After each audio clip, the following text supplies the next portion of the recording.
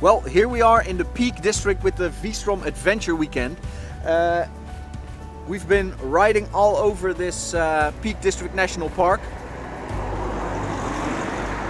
Seriously, one car in the whole district here. And at first I had my doubts. We came off the ferry at Hull, I think, Hull.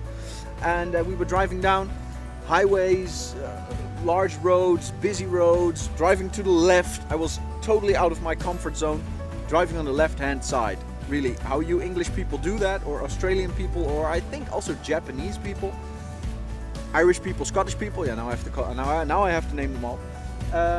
I don't know, but here we are with some relaxed little sheep and the Peak District right behind us. Awesome, really. Yeah, where we drove, you're gonna see in the clip here. Just give it a thumbs up, and I'll be seeing you guys later.